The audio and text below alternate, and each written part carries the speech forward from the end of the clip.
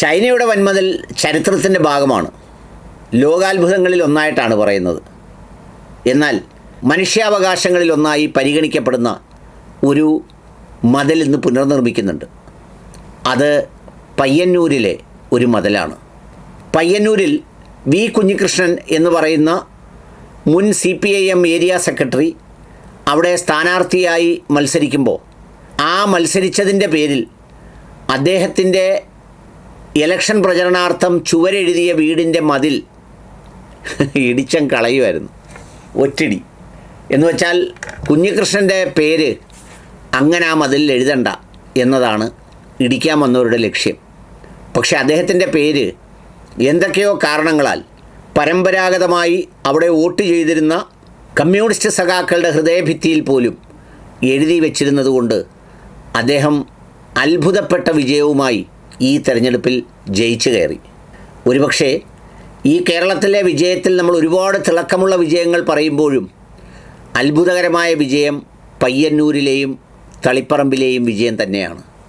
ആ രണ്ട് വിജയങ്ങൾ കമ്മ്യൂണിസ്റ്റ് പാർട്ടിയിലെ തന്നെ സഖാക്കൾ നൽകിയ ഏറ്റവും വലിയ സന്ദേശമായിരുന്നു.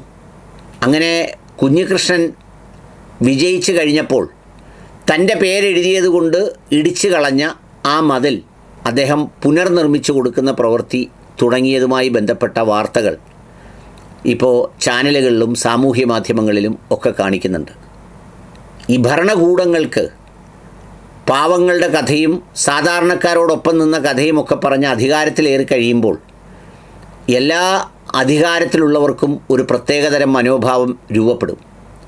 ആ മനോഭാവത്തിന് ഉതകുന്ന തരത്തിലുള്ള കുഴലൂത്തുകാരെ, പങ്കാളികളെ, വൈതാളികന്മാരെ അതിന് ചുറ്റും ലഭിക്കുകയും ചെയ്യും. സ്വാഭാവികമാണത്. നമ്മൾ ഏതെങ്കിലും ഒരു പുതിയ സ്ഥലത്ത് ജോലിയുമായി ചെല്ലുമ്പോൾ കഞ്ചാവ് വലിക്കുന്നവനോ കള്ളു കുടിക്കുന്നവനോ ആണെങ്കിൽ, അല്ലെങ്കിൽ വേറെ എന്ത് ശീലമുള്ളവനാണെന്ന് വെച്ചാൽ ആ ശീലത്തിനിണങ്ങുന്ന ആളുകളെ ഒരു 10-30 ദിവസം കൊണ്ട് അവന് കിട്ടും. ചിലപ്പോൾ ആദ്യ സ്ഥലത്തേക്കാൾ വലിയ ഗംഭീരമായ സ്ഥലമായി പിന്നെ ചെല്ലുന്ന സ്ഥലം മാറുകയും ചെയ്യും. അതുപോലെയാണ് രാഷ്ട്രീയത്തിലും. ഏതാനും മണിക്കൂറുകൾക്ക് മുമ്പ് നമ്മുടെ വിജയ് തമിഴ്നാട്ടിൽ അധികാരത്തിലേറിക്കൊണ്ട് നടത്തിയ പ്രസംഗം കേൾക്കാനിടയായി. ഞാനൊരു തെറ്റും ചെയ്യില്ല, ചെയ്തവരെ ആരെയും സംരക്ഷിക്കില്ല എന്നൊക്കെയാണ് വിജയ് പറഞ്ഞത്. എനിക്കത് കേട്ടപ്പോൾ പ്രത്യേകിച്ചൊന്നും തോന്നിയില്ല. കാരണം അധികാരത്തിൽ കയറുന്ന ഒട്ടുമിക്ക ആളുകളും അങ്ങനെ പറഞ്ഞുകൊണ്ടാണ് കയറുന്നത്.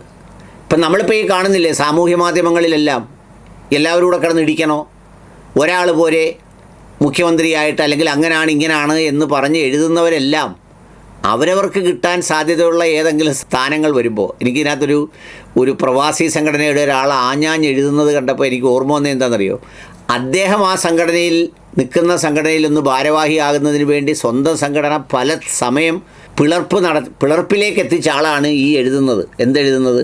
അധികാരക്കൊതി ഇല്ലാതിരിക്കേണ്ടതിൻ്റെ ആവശ്യകതയെക്കുറിച്ച് എഴുതുന്നത്. അതുപോലെയാണ് അധികാരത്തിലെത്തുമ്പോഴും. അപ്പോഴത്തേക്ക് ഇതെല്ലാം മറക്കും. അതിൻ്റെ ഭാവമാണ് ഈ CPIM എന്ന് പറയുന്ന ഇടതുമുന്നണിയുടെ പാർട്ടി കേരളത്തിലെ ഒരുപാട് മനുഷ്യരുടെ മേൽ നടത്തിയ ഇതുപോലെയുള്ള പ്രവർത്തനങ്ങൾ, പ്രതികരണങ്ങൾ. ജനങ്ങൾ ഒരു വെളും പുല്ലുവിലയാണ് എന്നുള്ള പ്രതികരണങ്ങൾ. അതുകൊണ്ട് ഈ കുഞ്ഞികൃഷ്ണൻ സഖാവ് തിരിച്ചു കെട്ടുന്ന മതിൽ ഒരു പ്രതീകമാണ്. ധാർഷ്ട്യത്തിന് നേരെ ഒരു സമൂഹം ജനാധിപത്യത്തിൻ്റെ ഉറച്ച ശബ്ദത്തിൽ പ്രതികരിച്ചപ്പോൾ പുനർനിർമ്മിക്കപ്പെടുന്നൊരു മതിൽ.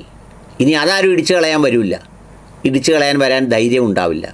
കാരണം എല്ലാ സാമൂഹ്യ വിരുദ്ധ പ്രവർത്തനങ്ങളും തുടർച്ചയായും വ്യാപകമായും വിസിബിളായും ചെയ്യുന്നത് ഭരണകൂടത്തിൻ്റെ പിന്തുണ കിട്ടുമ്പോഴാണ്. അതില്ലെങ്കിൽ എല്ലാവരും ചുരുളും, നോ ഡൗട്ട്.